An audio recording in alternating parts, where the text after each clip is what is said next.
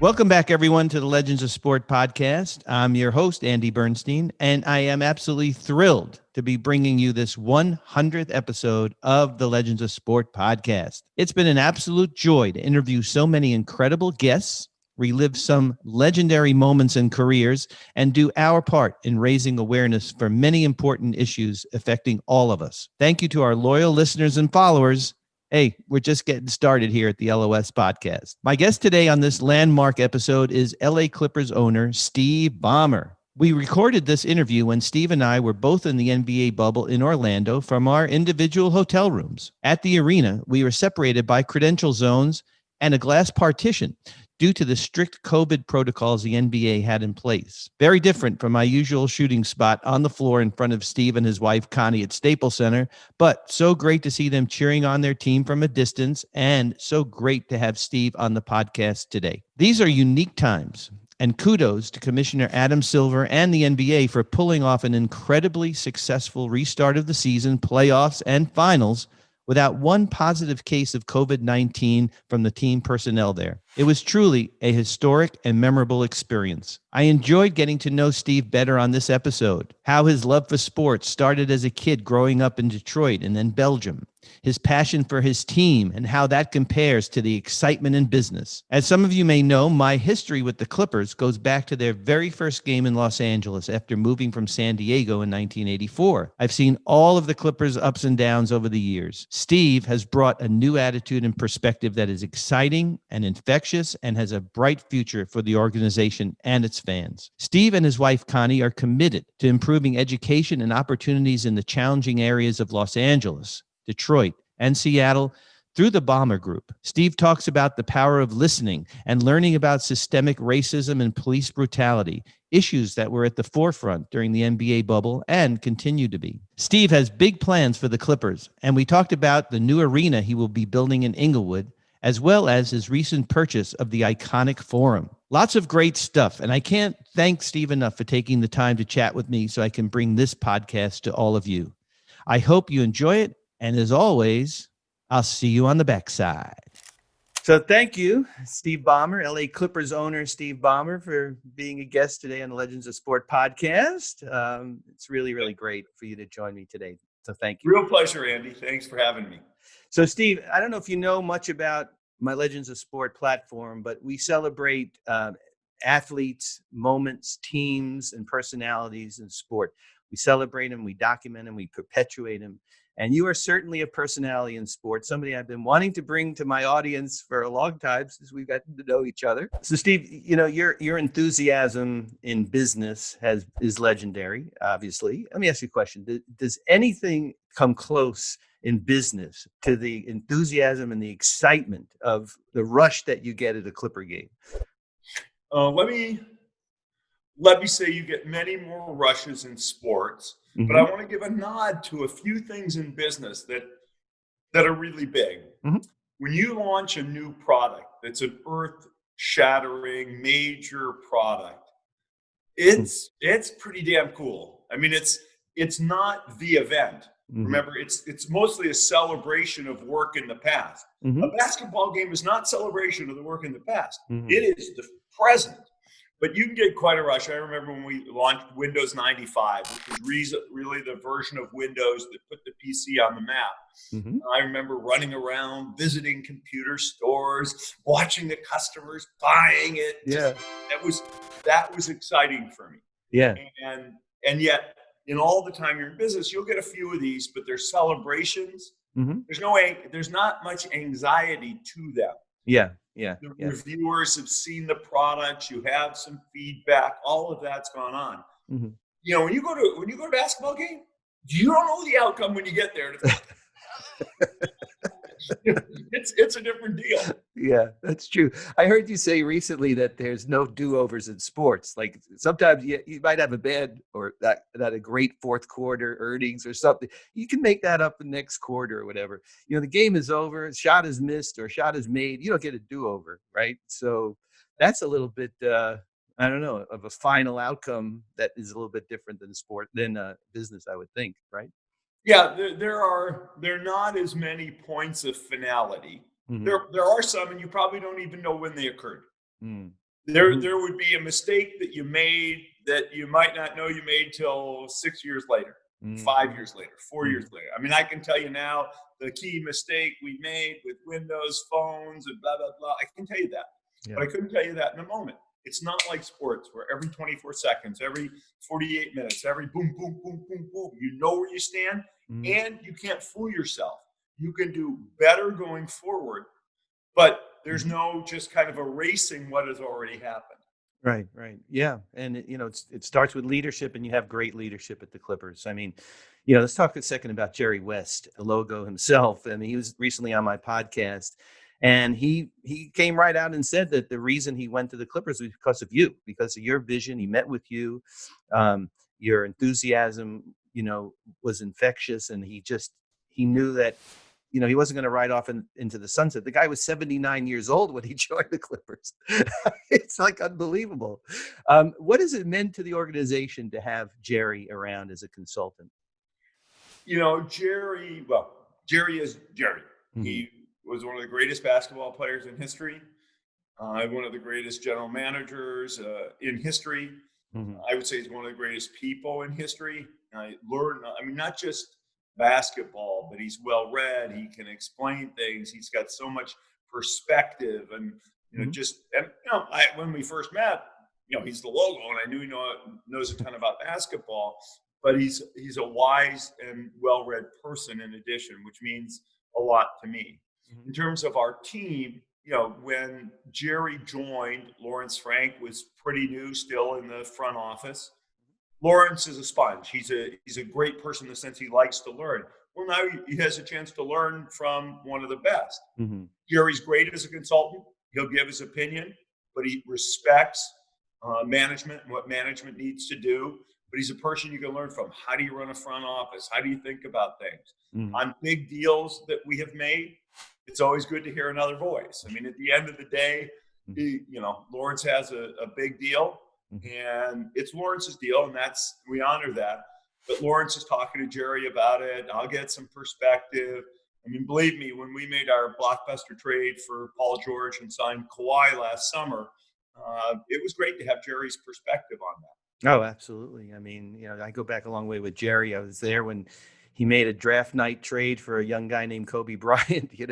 I mean, the vision that he had was amazing. Steve, on the podcast, I always like to find out like the person's history, my guests, like where they started, right? Now, I know you grew up in Detroit, right? What was your sport growing up? Like, were you a baseball fan, football fan, hoops? What was it? Well, when I was really young, and there's two parts, so it's important. When I was really young, it would have been baseball and to a lesser degree football, but baseball and football till I was about 11. Mm-hmm. When I was 8, my family moved to Belgium for 3 years. My dad worked for Ford. My dad was an immigrant, so he did not grow up with an exposure to baseball, to football, or to basketball. Right. It was all soccer. Mm. And so he had learned about baseball and football because that's what you did in businesses in America. And those were the sports I followed, and I liked stats. And baseball sort of has loads of stats. Mm-hmm. When I moved back from Europe in 1967, I had some friends I made down the street who were into basketball. Mm-hmm. And then after that, I stayed a football fan, really stayed a football fan, but basketball kind of took over as number one. I got to college. I was a football team manager, but I was a basketball statistician. I've never owned season tickets to a football team.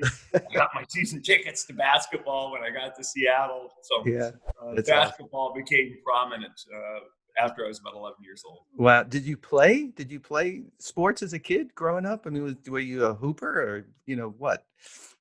Well, let me put it to you this way. I went to school where we didn't have a PE program, so everybody had to play a sport. So yes, I played sports, and I love sports, but I don't think anybody's going to write down, Ballmer was a great high school athlete. I was a mediocre shot putter, less than mediocre football player, and I was only able to make the basketball team, the freshman team in 9th grade. But of course, there was a varsity and a JV above that. So that was it for my basketball career. So I love the sports, but never really excelled at any of them. Yeah, I was the same way. I was always the shortest kid on my block. I loved all those sports, same ones as you, all the New York teams. And I knew I'd never do anything in sports. And so that's why I migrated to photography, because I took my love for sports. I married it with my passion for photography and became a sports photographer, and made my dad very happy.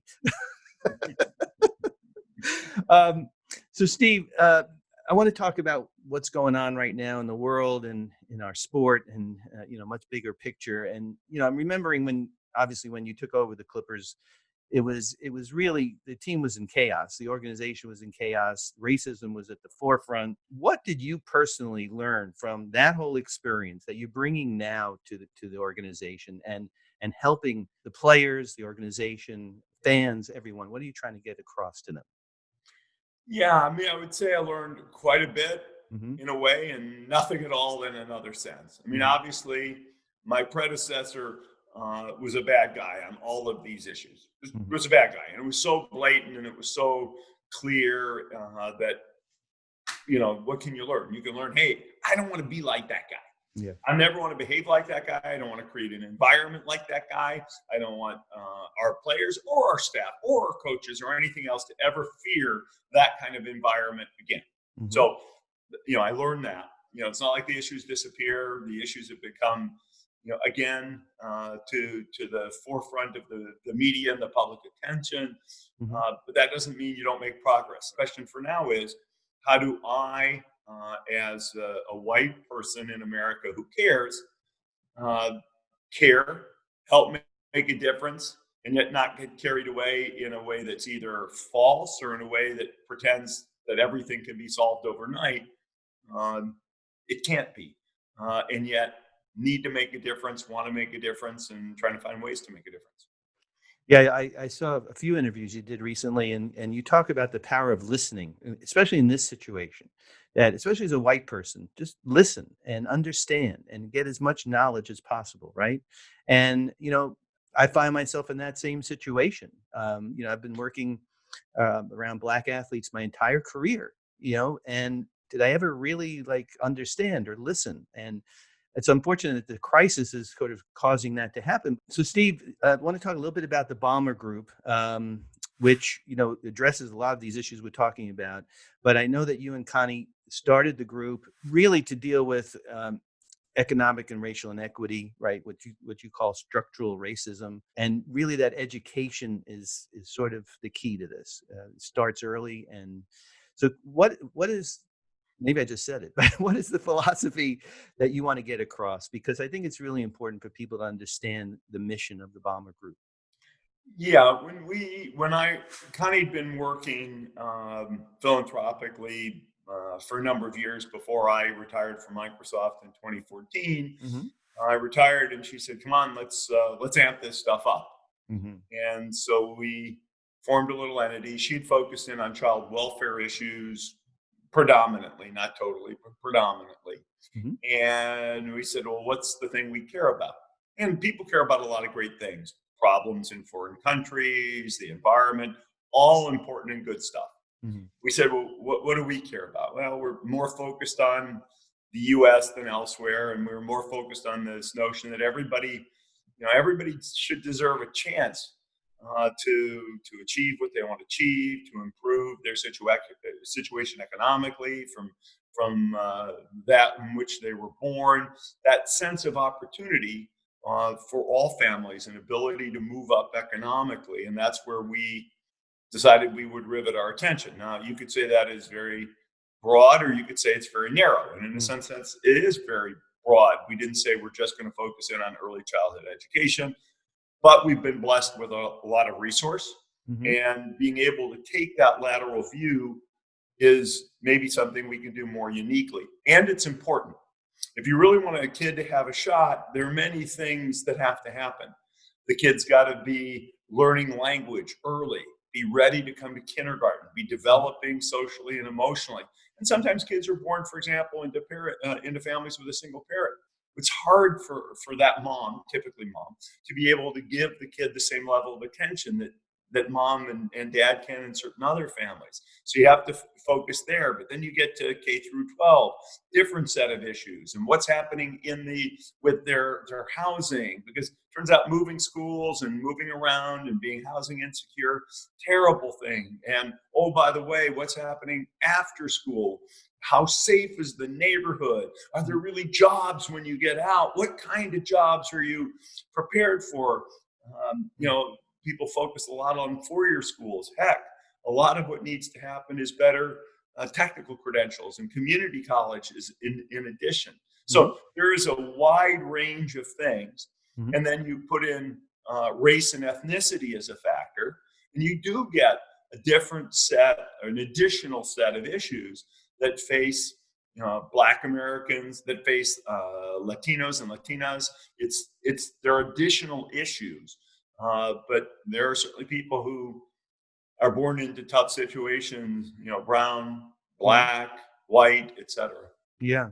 Well, one of the grantees actually of the Ballmer Group is a youth center that I'm on the board of called Heart of Los Angeles, and they want to send you a big thanks because it's totally privately funded, and they, especially now where 90% of the breadwinners in the homes that these kids come from lost their jobs. So it's been a horrific time this past 7 or 8 months. So Steve, talk about what in the remaining time we have, how excited you are for the future of the Clippers. You got a new arena plan in a few years. You just purchased the Forum. I mean, what's your broad vision? Like the Clippers having their own identity, obviously their own building. Well, I want the Clippers to be recognized as an absolute first-class sports franchise, certainly in Los Angeles, but hopefully brought more broadly through the world. And I think there's a few important elements. One, we're in this weird place called Los Angeles. Weird in the sense that it has two teams. I mean, I grew up in Detroit. There's the Pistons. In Seattle, there was the Sonics. I lived in the Bay Area. Two teams, Andy. Yeah. So you really have to, especially since the other ones won whatever it is, 16 odd championships, I don't remember. We have to stand for something. And we've got to mean it. And it's got to reflect in our culture. It's got to reflect in the kind of guys we get on our teams. And, we're got to be a little grittier, a little scrappier. We have to have an image that our fans can relate to. We need to have our own fan base in LA. And so that sense of personality is very important. We have to have first-class staff. When I got to the Clippers, if you were a top professional, you were not likely to have gone to the Clippers. But we have to be able to get first-rate staff, which means we need first-rate environment. We got to be a place that free agents want to come. It's a blessing of being in Los Angeles that it is a destination for athletes. And I think part of all of that will be this building of our own stadium. It helps us cement our identity. It becomes a place in which it will be a basketball mecca. We hope people will see it as the best basketball arena ever built. It will be, sort of have the best practice facility we can envision. It'll have sort of more basketball little hidden gems than you can shake a stick at. We're doing a great locker room and environment for visiting teams, which is very unusual, as I know from crawling around like I have in the backs of various arenas, because we want to make a statement about who we are. We love basketball. We're going to work at it. And the stadium, in some senses, becomes a definition of that personality. And you have such a strong fan base. I mean, I still see the same people I saw back in the 80s, 90s. They still come out. And I like to always sort of bring the LA Kings into it because, no one ever thought in a million years the LA Kings were going to win the Stanley Cup. I mean, not myself, anybody who ever covered them, probably a lot of people who work for them, and they never really did much. They made a little noise in, what was it, 92, 93, when Gretzky was there and they went to the Cup final.